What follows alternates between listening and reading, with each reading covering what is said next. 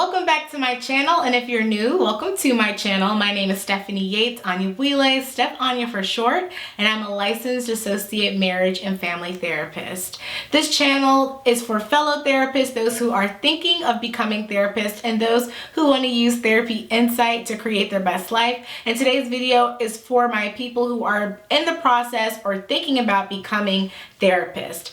We're going to do a part 2 to questions to ask in your internship or even job interview process.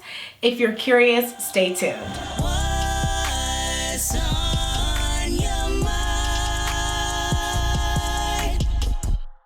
All right, so these questions are not just for an internship. These are also questions that you could ask if you are interviewing for a position, maybe after you're already licensed. When you go to an interview, you don't want to focus exclusively on selling yourself to the interviewer. It's very important for you to also be factoring in the things that are important to you and asking if this job can meet your requirements. It's not one way. Like I said, this is a follow-up to a video I did several months ago called Therapy Internship Questions. In that video, I talk about how to secure an internship interview. I talk about what to do to prepare for that interview, questions to ask in the interview, and I actually had a few more questions, quite a few more, that I thought would be useful. So this video can be useful in any part of your journey. Let's jump right into the questions. Number 1, what are your requirements for billable hours per week? And just to clarify, a billable hour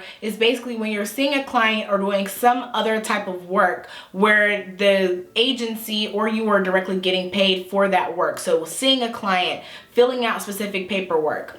Non-billable hours might be things like case preparation, so you might be getting your treatment plans together and that might not be paid, or you might do supervision, things like that where you're not necessarily getting paid. So billable hours are usually what agencies care the most about because they want to know, we're paying you this salary and how much money are you bringing in. I put this on here because I actually started out in a program where I didn't have to have a certain number of billable hours. I really could create my own schedule and see as many clients as my schedule allowed for that I felt comfortable seeing. I also got the work experience in a different agency where we had a certain number of hours we were required to get each week.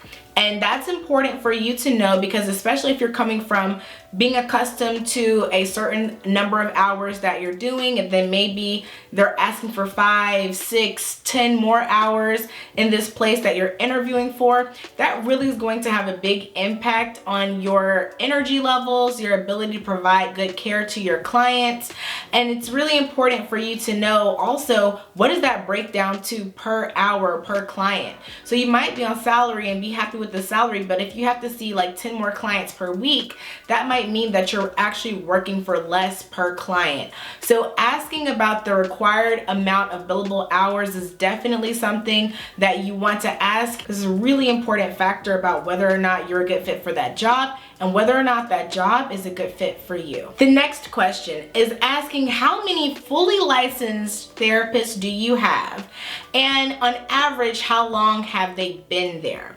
And this gives you a good idea about the turnover rate. Because if you have a lot of people who are there and they are not fully licensed or they're interns, that might mean that when they got to the point where they were fully licensed, they really didn't want to work there anymore. And so you want to find out how many people are there and staying there for a long amount of time. I would say that an agency that treats their clients and their therapists well, people are gonna probably be there for several years. In my last agency, there were people who worked at that agency for over 30 years. So you don't have to look for that type of longevity, but you do want to see how long do people stay here because the turnover rate can let you know a lot. And if possible, try to talk with a couple of people who work there. Maybe you can find them on LinkedIn. Maybe you see them at your interview process. Introduce yourself and ask if they would mind if you talk to them a little bit about the position, because that's where you can really get good insight into what type of work environment this is. How does room scheduling work? This is something that seems very small or nitpicky, but it is actually a very important thing that I've seen in both agency settings that I've worked in. because ultimately that's another stress factor for you, because you already set the time with your client, you've got your client in the system, you probably already know what you want to talk with them about. And then the last thing is thinking about, am I going to have a room to see this client? I will say with the pandemic and everything, I've moved to seeing all of my clients virtually, so that has not really been a problem for me this past year.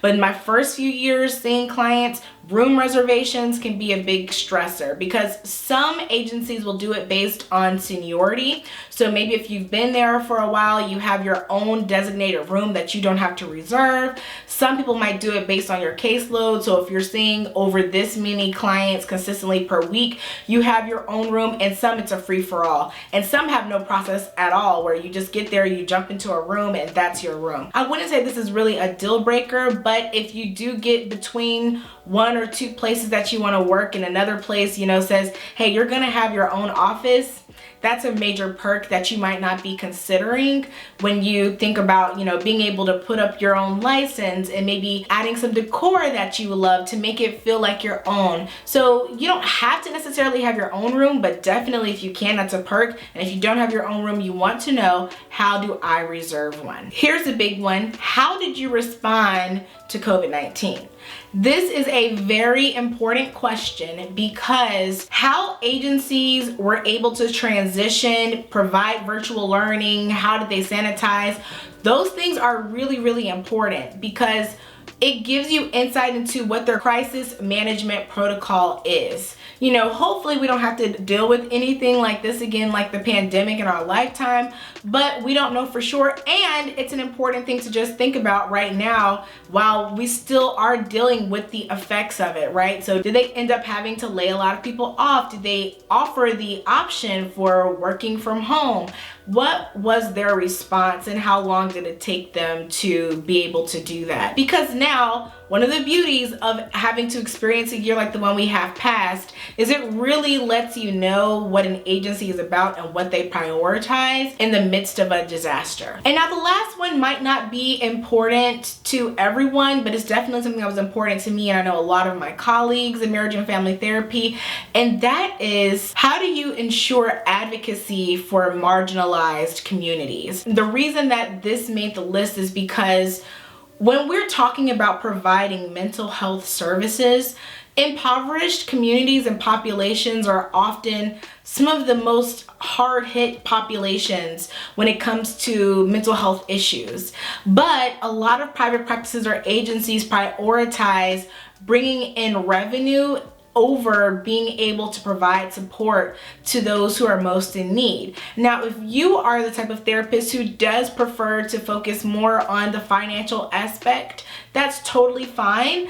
But it is helpful to know, you know, for example, does your agency accept insurance? Do they have a sliding scale? Do they have programs in place maybe for group therapy? A lot of us come into mental health because we want to be able to make an impact on our community or communities that we see have a lot of need. And sometimes we have big ideas about what we want to accomplish as therapists. And then when we get into our work environments, they might not actually be conducive to our own missions. So if you have a community that is really important to you, then you want to ask, how many people do you see in this population? Especially as a marriage and family therapist, you know, it's good to ask, you know, do you get a lot of couples, a lot of families? Just understanding the populations that mean a lot to you and seeing how frequent those populations come in through this clinic or agency to assess your ability to be able to help the communities that mean the most to you. I'll say my work means the most to me when I am not only doing what I love, but I'm doing it for people that I know can truly benefit from this work.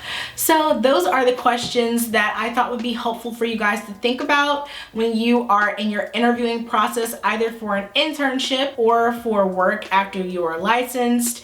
These are some of the things that I kind of wish I would have asked earlier on and definitely will be asking in the future. If you have other questions that you think would be useful for people to know, please put those in the comments below. It's really important to me for us to build community and be able to provide resources for one another. So please feel free to put that in the comments below if you have questions that you think would be useful. Again, my name is Stephanie Anya, Steph Anya for short. I ask that you like this video, subscribe to my channel, share it with anyone that you think could find it useful, and I really want to thank you for watching all the way until the end. That actually really helps me. Thank you.